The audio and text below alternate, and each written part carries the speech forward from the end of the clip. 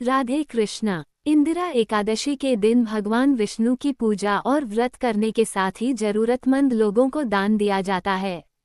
इस तिथि का महत्व इसलिए है क्योंकि ये पितृपक्ष के दौरान आती है।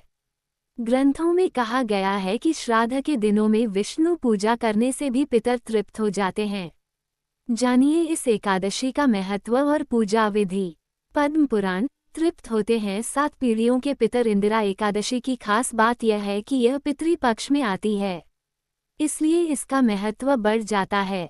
ग्रंथों के अनुसार इस एकादशी पर विधिपूर्वक व्रत कर इसके पुण्य को पूर्वज के नाम पर दान कर दिया जाए तो उन्हें मोक्ष मिल जाता है और व्रत करने वाले को वैकुंठ प्राप्ति होती है। पद्म पुराण के अनुसार इस एकादशी का व्रत करने वाले व्यक्ति के 7 पीढ़ियों तक के पितृ तर जाते हैं। इस एकादशी का व्रत करने वाला भी स्वयं मोक्ष प्राप्त करता है। इंदिरा एकादशी का व्रत करने और भगवान विष्णु की विधिवत पूजा करने से वैकुंठ धाम की प्राप्ति होती है। पुराणों में बताया गया है कि जितना पुण्य कन्यादान, हजारों वर्षों की तपस्या और उससे अधिक पुण्य एकमात्र इंदिरा एकादशी व्रत करने से मिल जाता है। किन चीजों का दान करें? अश्विन महीने की एकादशी पर घी, दूध, दही और अन्न दान करने का विधान ग्रंथों में बताया गया है। इस तिथि पर जरूरतमंद लोगों को खाना खिलाया जाता है। ऐसा करने से पितर संतुष्ट होते हैं।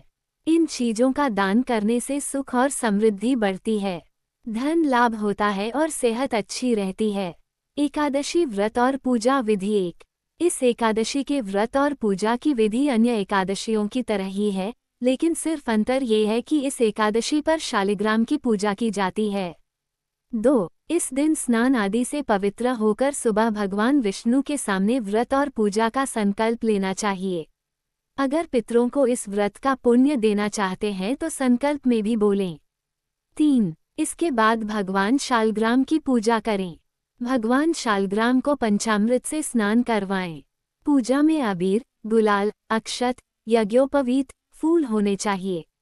इसके साथ ही तुलसी पत्र जरूर चढ़ाएं। इसके बाद तुलसी पत्र के साथ भोग लगाएं। 4. एकादशी की कथा पढ़कर आरती करनी चाहिए।